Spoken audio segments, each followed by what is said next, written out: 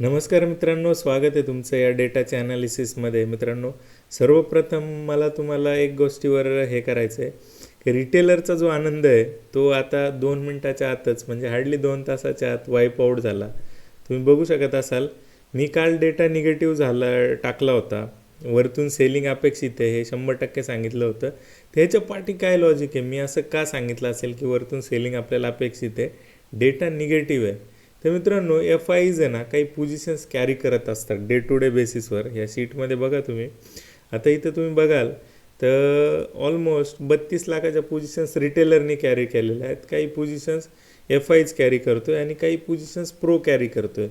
तर ही एक आहे ना लँग्वेज आपल्याला तो सांगत असतो की नक्की माझ्या पोझिशन्स काय आहेत आणि मला काय झाल्यानंतर फायदा होईल. ओके, तशा अँगलने आपण हे मार्केट डिकोड करण्याचा प्रयत्न करतो. आणि मी सांगितलं होतं ही वरच्या लेवलपासून आपल्याला सेलिंग जी आहे ती अपेक्षित आहे. ओके, डेटा निगेटिव्ह आहे, बऱ्याच दिवसांपासून कंटिन्युअस डेटा निगेटिव्ह सांगतो आहे. मार्केटची डायरेक्शन एकदम परफेक्ट निगेटिव्ह आहे. ओके, जोपर्यंत हा डेटा चेंज नाही होत, जोपर्यंत क्लिअर डायरेक्शन नाही आहे, तोपर्यंत आपल्याला निगेटिव्ह राहायचं आहे. मी त्या हिशोबाने अपडेट करत राहील. हे 150 पॉईंटचे वरचे खालचे मूव आहेत नाही आणि आपल्या स्ट्रॅटेजीला काही फरक पडत नाही. आपण एक रोल ऑन बेसिस लॉंग टर्मसाठीची एक स्ट्रॅटेजी डेव्हलप केलेली आहे, ज्या स्ट्रॅटेजीमध्ये हे छोटे मोठे मूव डिस्काउंट होतात आणि ह्याने आपल्याला काही वेगळा फरक पडत नाही. तर हेजिंग स्ट्रॅटेजी मित्रांनो, तुम्हाला शिकायचं असेल तर डिटेल्स ऑलरेडी आहेत, रीच आऊट करू शकता. तर हा डेटा निगेटिव्ह आहे. रिटेलरची जी खुशी आहे ना ती हार्डली 2 मिनटाची 2 तासाची, आणि तिथून मार्केट पुन्हा एक डाऊन साईडला पूर्ण दिवसभर जे पण गेन होते ते वाईप आऊट होताना दिसलेले आहेत. मित्रांनो, ते असं का होतं याच्यासाठी तुम्हाला समजून घ्यावं लागेल. तुम्ही बऱ्याच वेळा विचारत असाल, म्हणजे तुमच्या मनात बरेचसे प्रश्न असतो की लाईफमध्ये आपल्या शिक्षणाचा कधी काही उपयोग होतो की नाही होतो. तर एक असं शिक्षण जे तुम्ही कदाचित 11वी-12वीला घेतलं असेल, तर एक नॉर्मल डिस्ट्रीब्युशन हे काय कन्सेप्ट असते हे समजून घ्या. नॉर्मल डिस्ट्रीब्युशन म्हणजे एक अशी वाळूची एक मूठ घ्यायची आणि ती वरतून सोडायची, तसं एक डोंगर तयार होईल. ओके, तर डोंगर तयार होईल आणि ती वाळू किती भागापर्यंत जाईल त्याचे एक क्वाड्रंट्स दिलेले आहेत. ओके, तर first quadrant, second quadrant, third quadrant अशा हिशोबाने हे एक प्रॉबॅबिलिटी म्हणजे शक्यता, वारंवारता अशा हिशोबाने आपण याला घेतो. हे प्रॉबॅबिलिटीचा एक प्रकार आहे. तुम्ही शिकले असाल कदाचित 10वीला, 11वी-12वीला पण शिकले असाल. तर हे प्रॉबॅबिलिटी जे आहे ना, ह्या कन्सेप्टवर हे मार्केट चालत असतं. आणि हे जे सेलिंग आहे, ऑप्शन सेलिंग, ती एक अशा हिशोबाने चालत असते. तर तुम्हाला आश्चर्य वाटेल की मार्केट ज्या अभ्यासाच्या ज्या कन्सेप्ट आहेत त्या मार्केटमध्ये लागू होतात. आणि ह्या स्टॅटिस्टिकल बेस, मॅथमॅटिकल बेस गोष्टींवर आपण ह्या गोष्टी डेव्हलप केलेल्या आहे. हे जे फॉर्म्युलाज आहेत किंवा हे जे पण डेटा आहेत, हा काही अँगलने तशा अर्थाने काम करतो. तो कसा करतो, काय करतो, ह्या डिटेल्स मी तुम्हाला लवकरच शेअर करेल. आणि 1 to 1 तुम्हाला अजूनही काही डिटेलमध्ये शिकायचं असेल तर डिटेल्स ऑलरेडी आहेत. तर मित्रांनो, ही मुवमेंट येण्यासाठी आपल्याकडे काही हिंट्स होते, काही आपल्याकडे डेटा आपल्याला काही सांगत होता. तर रिटेलर जो आहे तो असाच बाय सेलच्या चक्करमध्ये अडकून पडणार आहे. न्यूजवाले न्यूजचे नाटक सांगत राहणार आहे. जी न्यूजवर तुम्हाला तुमच्या फेवरेट अनिल सिंघवीने सांगितलं असेल की बाबांनो मार्केटमध्ये फार चांगलं आहे, ट्रेड डील होणार आहे आणि वरती राहण्याचे चान्सेस चांगले आहे मार्केट. आणि अशा हिशोबाने कंटिन्युअस बाईंग झाली, थोडीशी शॉर्ट कवरिंग बघायला मिळाली पॅनिकमुळे. त्या ह्या गोष्टी घडणार आहेत. रिटेलर विकणार कधी आहे किंवा बाय करणार कधी आहे, ज्यावेळी मोठे प्लेयर्स काहीतरी नाटक करून त्याला त्या अपोजिट डायरेक्शनला टाकणार आहेत. आता जर मार्केट वरती गेलं आणि वरच्या लेवलपासून रिटेलरला त्या ठिकाणी वरती लटकवायचं आहे, वरती नेऊन त्यांना हेवी माल वरच्या प्राईजला विकायचा आहे, तर त्यासाठी काहीतरी एक वेगळा कांड करावा लागेल. आणि तो कांड या ठिकाणी करताना दिसलेले आहेत आपल्याला आपले मोठे एफ आयज आणि बिग प्लेयर.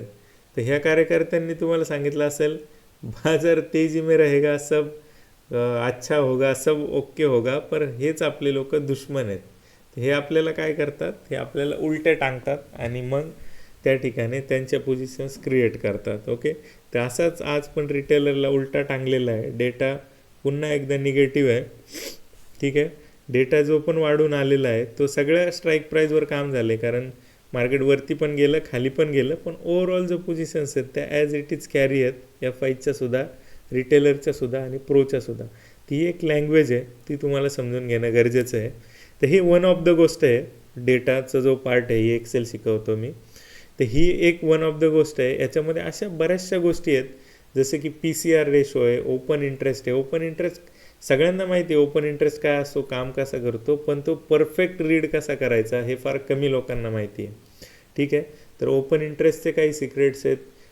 त्यानंतरून PCR आहे. इंडिया विक्स काही आपल्याला स्टोरी सांगत असतो. ATMचे ट्रँगलच्या प्राइजेस आपल्याला काही स्टोरी सांगत असतात. फ्युचरचे ओपन इंटरेस्ट, विक्स. ओके, अशा बरेचसे फॅक्टर आहेत, बरेचसे गोष्टी आहेत ज्याच्यावर मार्केट वर्क होतं. आणि रिटेलर फक्त आणि फक्त कुठेतरी न्यूज आली, टेलिग्रामला बाय करायला सांगितलं, इथं घेतला की एवढा स्टॉप लॉस ठेवतो आणि हे करत असतो आणि पूर्ण इंडियामधला रिटेलर अशा पद्धतीने उलट्या पालट्या पोझिशन्स घेऊन ह्या 32-35 लाखाच्या पोझिशन्स कॅरी करूनसुद्धा ह्या सामान्य 5-7 लाख क्वांटिटी असलेल्या FIसोबत गुडघे टेकतो. तर मित्रांनो, हे किती दिवस चालणार आहे, सपोर्ट रेजिस्टन्स आणि ही दुनियादारी स्टॉप लॉसची? तर तुम्ही असं काही डेटा ड्रिवन काम करू इच्छिता का? डेटा ड्रिवन काम केल्यानंतरच हे सक्सेसचा मार्ग ओपन होणार आहे. बिलीव्ह मी, भरपूर वेळा माझे पण अकाउंट्स ब्लो झालेले आहेत, भरपूर वेळा मी डबल 3 पट केलेले आहेत, पण ॲट द एंड ते पुन्हा एकदा बॅक टू पॅव्हिलियन 0. ओके, जोपर्यंत डेटा ड्रिवन होणार नाही तोपर्यंत एक वेगळी एज येणार नाही, बेसिक्स अंडरस्टँडिंग होणार नाही, तोपर्यंत हे मार्केटची जर्नी फार अवघड आहे. मार्केट इतर मार्केटपेक्षा वेगळं काय ते समजून घ्या. ठीक आहे, मार्केटमध्ये ही कुणाचं तरी आपल्याला लुटायचं आहे.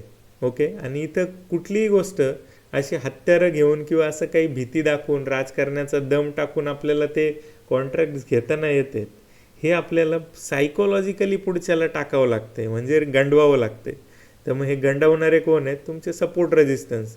तुम्हाला इथं रेजिस्टन्स सांगितला आणि तुम्हाला सेल करायला लावलं की ते बाय करतील. तुम्हाला इकडे सपोर्ट सांगितला, तुम्हाला तो सपोर्ट तुटताना दिसला, तुम्ही सेल करायला लागले की ते बाय करतील. असं काही उलटा पालट न्यूज ह्या गोष्टी, इंडिकेटर्स लावले की 4 वेळा तो बाय सेल सांगतच राहील. तर मग ह्या गोष्टी करत राहिलं कंटिन्युअस, तर होणार काय मित्रांनो? तुम्ही ते विकणार घेणार आणि ओव्हर ट्रेड करणार आणि कार्यक्रम एंड होऊन जाणार. तर प्रॉफिटेबल जर्नी तर राहिली लांबच, इकडं तुम्ही कॉल पुट बाय सेल करूनच ब्रोकरेज भरून मेलेलं असतं. ठीक आहे, तर ह्याच्यापासून वाचा. रिटेलर आहात तुम्ही, तुम्हाला संसाधनं कमी आहेत, सॉफ्टवेअर डेटाचे पॉईंट्स कमी आहेत, त्यांच्याकडं भरपूर हेवी अल्गो सॉफ्टवेअर्स आहेत, हायली पेड इंजिनियर्स आहेत की जे स्टॅटिस्टिक्स आणि क्वांट्समध्ये काम करतात. तर ह्यांच्या विरुद्ध लढायचं आहे मित्रांनो, आणि ही लढाई सोपी नाही आहे. ही लढाई तुम्हाला डेटा देऊ शकतो. तर हा एक आधारस्तंभ आहे, आपल्याला एक लॉंग टर्मची डायरेक्शन ठरवतो आणि बेस्ड ऑन डेटा आपण काही स्ट्रॅटेजीज डेव्हलप करतो.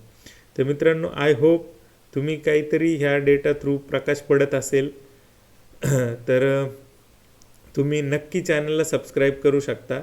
चॅनलला सबस्क्राईब करून ठेवा. माझा बराचसा अनुभव आहे की तुम्ही व्हिडिओ तर बघताय पण तुम्ही सबस्क्राईब केलेलं नाही, आणि जरी सबस्क्राईब केलेलं असलं, व्हिडिओज बघत असले तरी लाईक्स करत नाही आहे. मित्रांनो, तुम्ही जर लाईक केलं ना तर यूट्यूबला समजेल की असा कोणी व्यक्ती आहे की जो काहीतरी एक वेगळं प्रॉस्पेक्ट लोकांपुढे आणण्याचा प्रयत्न करतो आहे, लोकांना ह्या रिटेल मेंटॅलिटीतून वाचवण्याचा प्रयत्न करतो आहे.